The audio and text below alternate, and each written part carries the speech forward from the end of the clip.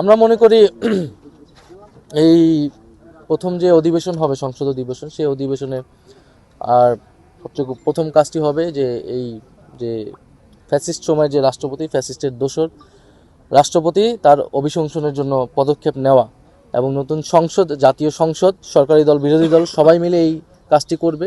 কারণ ফ্যাসিবাদের বিরুদ্ধে আমাদের কিন্তু জাতীয় ঐক্য রয়েছে। আমরা মনে করি সেই জাতীয় ঐক্যের জায়গা থেকে এটা এখানে কোনো বিভেদ থাকবে না। এটা সরকারি দল, বিরোধী দল একত্রে এই উদ্যোগ নেবে এবং এই যে রাষ্ট্রপতি শাহাবুদ্দিন চুপ্পু, সেই সময় রাজনৈতিক দলগুলো ঐক্যমতে আসতে পারেনি দেখে রাষ্ট্রপতি পরিবর্তন হয়নি। নাহলে কিন্তু অন্তর্বর্তী সময়েই রাষ্ট্রপতি পরিবর্তনের দাবি জনগণের পক্ষ থেকে ছিল।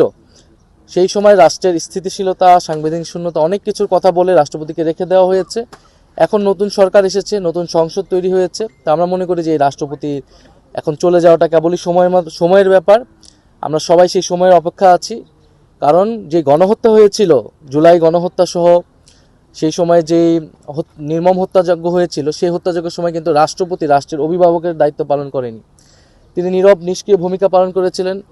বৈষম্যবিরোধী ছাত্র আন্দোলনের পক্ষ থেকে কিন্তু কোটা সংস্কার দাবি নিয়ে আমরা রাষ্ট্রপতি ভবন পর্যন্ত গিয়েছিলাম, বঙ্গভবন পর্যন্ত গিয়েছিলাম। কিন্তু তার নীরব ভূমিকা, নিষ্ক্রিয়তার কারণে এই গণহত্যা সংঘটিত হয়েছে। ফলে এই গণহত্যার দায়ে তিনিও অভিযুক্ত এবং তার বিরুদ্ধে কিন্তু আর্থিক অনৈতিকতার অভিযোগ রয়েছে এর আগের থেকেই। ফলে রাষ্ট্রপতি বলতে আমরা যেটা বুঝি, রাষ্ট্রের অভিভাবক, যেই সম্মান, শ্রদ্ধা, ভাব গাম্ভীর্য সম্পূর্ণ ব্যক্তিত্ব প্রয়োজন, তার কোনোটাই আসলে তার নেই, বরং নানা অপরাধে তিনি অভিযুক্ত। ফলে এখন সময় এসেছে তার অভিশংসন করে তাকে সরানো, দ্বিতীয়ত তার বিরুদ্ধে মামলা করে তাকে দ্রুত সময়ের মধ্যে গ্রেফতার করা। এটা আমরা মনে করি এই নতুন সরকারের অন্যতম দায়িত্ব। এই রাষ্ট্রপতি কিন্তু শহীদ প্রেসিডেন্ট জিয়াউর রহমানের বিরুদ্ধেও আপনার বিরুদ্ধাচরণ করেছে, মানে নেতিবাচক বক্তব্য দিয়েছে, খালেদা জিয়ার বিরুদ্ধে নেতিবাচক বক্তব্য দিয়েছে। এবং ফলে আমরা মনে করি যে এই ফ্যাসিস্ট সময়ের চিহ্ন যে রাষ্ট্রপতি, সেই রাষ্ট্রপতিকে দ্রুত সময়ের মধ্যে আসলে গ্রেফতার করা প্রয়োজন। এবং তিনি যে ধরনের সাক্ষাৎকার দিয়েছেন সেটাও তো আসলে শপথ লঙ্ঘন হয়েছে। ফলে কোনোভাবেই আসলে এই রাষ্ট্রপতি আর এই দায়িত্বে, এই পদে থাকার আসলে যোগ্য নয়। আমরা মনে করি এটা সরকারের দায়িত্ব, সরকার সেটা ভূমিকা রাখে। বিভিন্ন জায়গায় হচ্ছে আওয়ামী লীগের অফিস খোলা নিয়ে অভিযোগ আনা হয়েছে এবং এনসিপি যারা নেতাকর্মী, বিশেষ করে সার্জিস আলম এবং হান্নান মাসুদ, তারা কিন্তু অনেক অভিযোগ করছিলেন যে হচ্ছিল বিভিন্ন জায়গায়, বিশেষ করে এলাকাগুলোতে তাদের উপর হামলা চালানো হচ্ছে। এটা অভিযোগ না, এটা সত্য। এই সত্যতা সরকারও স্বীকার করেছে এবং সরকার বলেছে তারা আইন অনুযায়ী ব্যবস্থা নেবে। কারণ আওয়ামী লীগ আসলে আইনগতভাবে এখন নিষিদ্ধ, তার কার্যক্রম নিষিদ্ধ।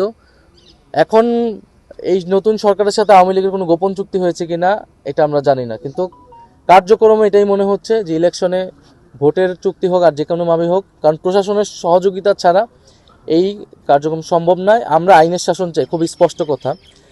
যদি আইনের শাসন ব্যত্যয় সরকারের পক্ষ থেকে ঘটে, আইনগতভাবে নিষিদ্ধ সাথে সরকার যদি সেটার প্রশাসন যদি সেটা অফিস খোলার বা কার্যক্রম করার সুযোগ সুবিধা করে দেয়, তাহলে জনগণের পক্ষ থেকে আমাদের প্রতিরোধের ডাক দিতে হবে।